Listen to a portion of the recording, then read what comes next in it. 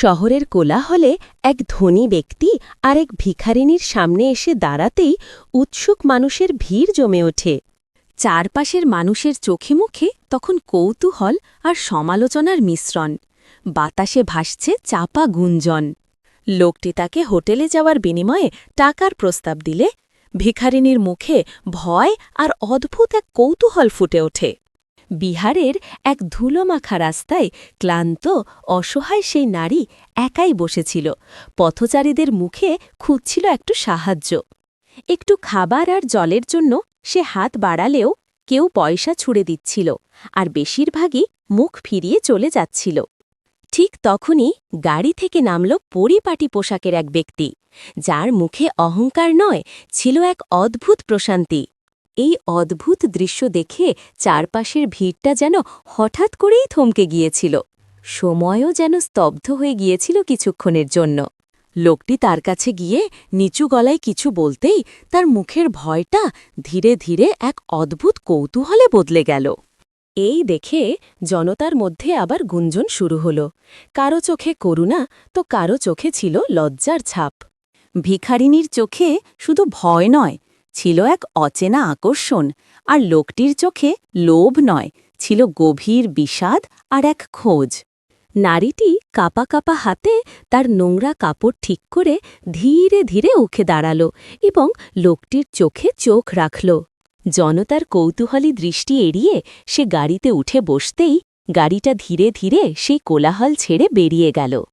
Guest হাউসের সামনে এসে লোকটি দরজা খুলে তাকে ভেতরে আসতে বলে আর আশ্বাস দেয় ভয় না পাওয়ার জন্য।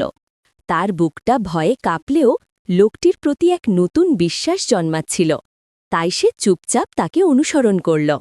ঘরের ভেতরে নরম আলোয় সাজানো পরিষ্কার বিছানা দেখিয়ে লোকটি তাকে বলল, এটা তোমার, এখন বিশ্রাম নাও।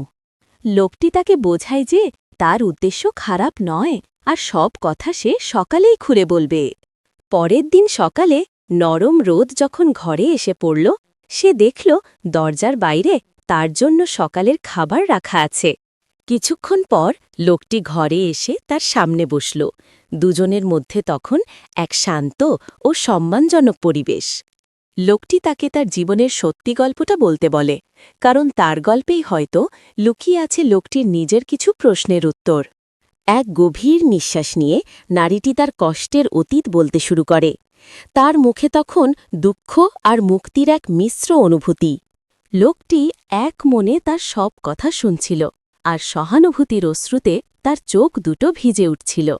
নারীটি বলে, প্রথমে সে তাকে আর ৫ জনের মতোই ভেবেছিল, কিন্তু তার চোখের সততা দেখেই সে ভরসা পেয়েছিল।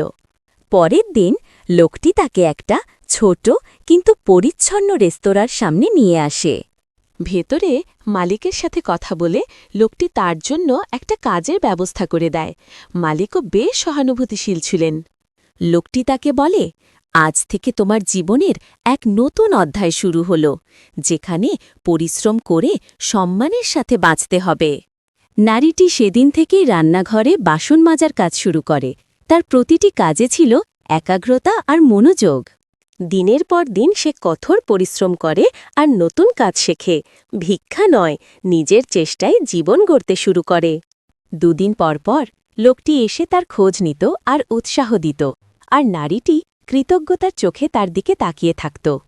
কয়েক মাস পর তার মুখে এক নতুন আভা ফুটে ওঠে, যা ছিল আত্মসম্মান আর আত্মবিশ্বাসের প্রতীক। লোকটি তাকে শুধু কাজই দেয়নি, নিজের দায়িত্ব নিয়ে তাকে অক্ষর যেন দিতে শুরু করে। রাতে কাজ শেষে লোকটি তাকে অঙ্ক আর ইংরেজি শেখাত। দুজনেই পড়াশোনায় মগ্ন হয়ে থাকত। নারীটি অবাক হয়ে ভাবত, কেন একজন অচেনা মানুষ তার জন্য এতটা করছে।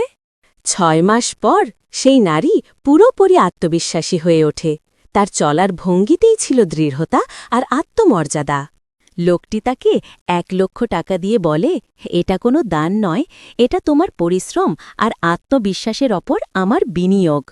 লোকটির কাজের পেছনের আসল উদ্দেশ্যটা বুঝতে পেরে তার চোখ দুটো আনন্দের অশ্রুতে ভরে ওঠে। রেস্তোরাঁর খাবারের প্রশংসার চেয়েও মানুষের মুখে মুখে ফেরে তার মালকিনের ঘুরে দাঁড়ানোর অবিশ্বাস্য গর্ত। আজ সে একজন সফল রেস্তোরাঁর মালকিন, আত্মবিশ্বাসের সাথে নিজের ব্যবসা সামলাচ্ছে। তার রেস্তোরাঁ আজ হাসিখুশি গ্রাহকে পরিপূর্ণ, চারদিকে এক সাফল্য আর আনন্দের পরিবেশ। সেই সফল নারী এখন অন্য কোনো অসহায় মানুষের পাশে দাঁড়িয়েছে, যে দয়া সে পেয়েছিল সেটাই ফিরিয়ে দিচ্ছে।